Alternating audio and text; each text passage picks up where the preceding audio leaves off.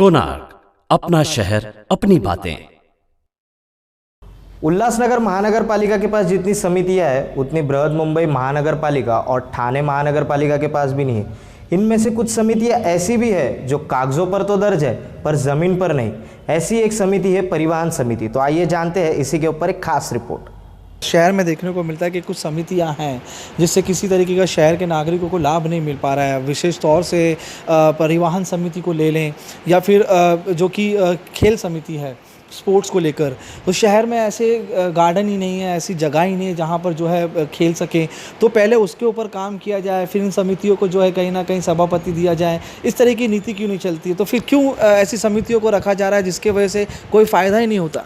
देखिए, मैं वही कहना चाहता हूँ आपको कि शिवसेना ने और सत्ता पक्ष ने पहले देखा कि उनको कुछ नहीं मिल रहा है, सब भाजपा को मिल रहा है, तो उन्होंने ये मीटिंग एडजॉर्न करने का बहाना किया। अब एक नया बहाना उन्होंने मीडिया के माध्यम से लाया है कि कोरोना काल में इन समितियों की ज़रूरत ही नहीं है। आपकी जानकारी की बता दूं, जब से 1997 से ये महानगर पालिका बनी है, पहला शिवसेना का चौधरी गणेश चौधरी महापौर बना था, तब से ये 9 समितियां अस्तित्व में है। उसमें सभी समितियां चलती आ रही है। आज ऐसा है, हाथ न आए अंगूर खट्टे। आज उनको लग रहा है हमें कुछ नहीं मिल रहा है, तो उनको लग रहा है ये बरोबर नहीं बनी हुई। इतने सालों तक आप बैठते आए हो, आप सत्ता में थे 97 में, फिर आप बीच में सत्ता में थे, फिर कंटिन्यू 10 साल आप सत्ता में रहे, तो ये 9 समितियां आपको मीठी लग रही थी।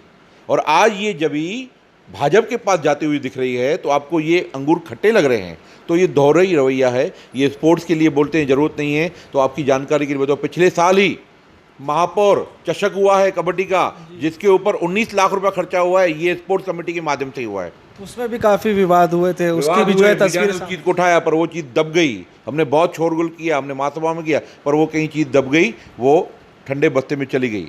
जब भाजपा ने भी जो है कई बार समितियों को स्थगित करने के लिए भी विचार किया था, महासभा में भी इसके लिए कहा गया था। तो अब यहाँ पर अगर स्थगित करने की बात आती है, फिर उसे निकाल की बात, हमारा प्रश्न ये है, जब हमारे पास बहुमत है तब आपको ये चीज़ें अनियमितता लगती है, गलत लगती है, कायदे से नहीं लगती है, पैसों का नुकसान लगता है। जब इतने सालों तक आप उन पदों पर बैठे हैं, उसमें खूब भ्रष्टाचार आपने किया, पूरा उनका मजा लिया उन समितियों का, तब वो अनियमितता नहीं थी, तब वो उनमें रेगुलरिटी नहीं थी, तब वो वाजिब नहीं थी।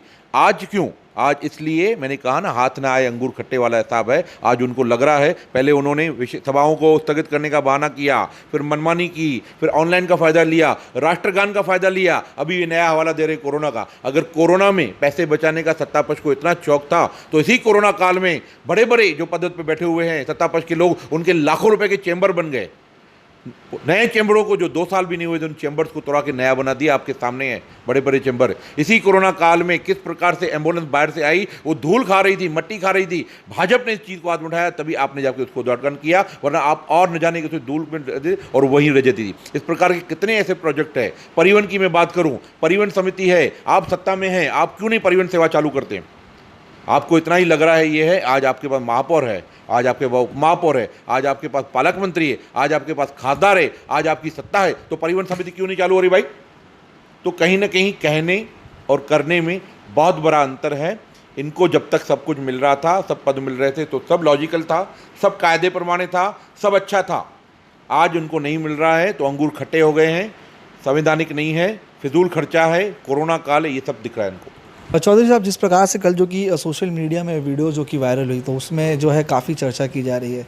आखिरकार किस प्रकार का मुद्दा था जो कि समिति को लेकर स्थगित करने की बातों को लेकर बीजेपी विरोध कर रही थी, तो वहीं पे आपका जो कि सत्ता पक्ष उनका कुछ और कहना था। जानना चाहेंगे कि आखिरकार ये विरोध किस प्रकार का था, और अगर समितियों को स्थगित किया जाता है या फिर उन्हें ख़त्म किया जाता है तो किस तरीके से आगे सोच रहेगी या फिर किस तरीके से निर्णय रहेंगे?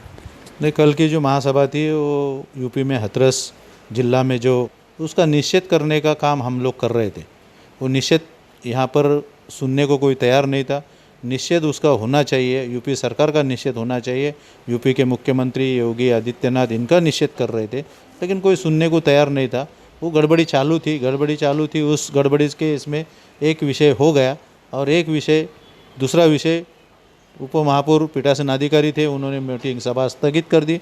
राष्ट्रगीत शुरू हो गई, तभी हमको मालूम पड़ा सभा स्थगित हो गई। हम सभा स्थगित करने की मांग नहीं कर रहे थे, हम निश्चित करने की कर रहे थे, लेकिन सब लोग चिल्ला रहे थे, चर्चा हो रही थी, उसमें कुछ सुनने को नहीं आ रहा था। साथ ही साथ में जो कुछ लोग हैं यहाँ शहर के जो बोलते हैं कानून का गला घोट दिया, मैं उनको बताना चाहता हूँ कि ये कमेटी, स्टैंडिंग कमेटी के सदस्य चुने जाने के बाद विशेष समिति चुनना नहीं चाहिए, ऐसे सब लोगों की मांग थी और इन लोगों ने जानबूझकर वो मीटिंग एजेंट करवाई है, ऐसा मेरा आरोप है। और वो आज बोलते हैं कि गला घोट दिया कानून का, लेकिन गला घोटने के लिए जो कुछ लगता है हथियार वो उन्होंने हमारे हाथ में ला के दिया है। लेकिन चौधरी जी, जिस प्रकार से कई समिति की बात करें, जो इसमें सभापति बनते हैं, परिवहन की आप ले लो या फिर दूसरी कोई समिति आप ले लें, जिस तरीके से खेल की समिति है, खेल के ग्राउंड नहीं है और जिस तरीके से सुविधा होनी चाहिए खेल की वो नहीं है, तो ये समितियाँ हैं। लेकिन इस पर जिस तरीके से जो कि काम किया जाता है, सभापति चुने जाते हैं, लेकिन इसका असर जो है शहर में कहीं देखने को नहीं मिलता। तो कई ऐसी विशेष समितियाँ हैं जिस पर किसी भी तरीके के काम नहीं किया था, जो कि जनता के लिए रहती, जनता को वो चीज़ें मिल नहीं पाती, सुविधाएँ। तो इन समितियों को रखना चाहिए, नहीं रखना चाहिए, या फिर इनके ऊपर किस तरीके से काम करना चाहिए, इसको लेके क्या राय है आपकी? नहीं, ऐसा है, महापालिका होने के बाद में, शिवसेना की सत्ता आने के बाद में तुमने क्रीड़ा समिति का उल्लेख यहाँ पर जिक्र किया है, तो मैं बताना चाहता हूँ जितना क्रीड़ा और स्पोर्ट्स के कार्यक्रम शिवसेना की सत्ता आने के बाद इस उल्लासनगर में हुए, तो मुझे नहीं लगता है और किसी ने, इसके पहले नगर पालिका थी, नगर पालिका ने लिया होगा। लेकिन स्पोर्ट्स के कार्यक्रम लेने के लिए क्रीड़ा कमेटी के माध्यम से हमने प्रयास किया है। कमेटियाँ अपना अपना काम करती है, उनको लिमिटेड ऐसा बजट रहता है, वो बजट में रख के वो अपना काम करती है।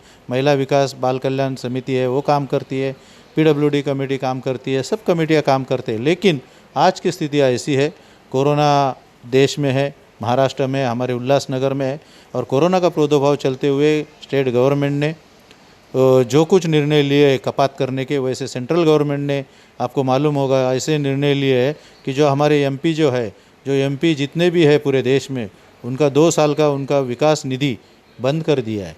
तो हम भी उल्लासनगर में जो कमेटी के ऊपर खर्चा होने वाला है, वो 6 महीने तक कम से कम कोविड चलने वाला है, वो कोविड के काल में वो कमेटियाँ का चुनाव नहीं ले, और कमेटी का चुनाव कोविड के कारण को नहीं किया जाएगा कोविड कार्यकाल में, तो कुछ फ़र्क पड़ने वाला नहीं।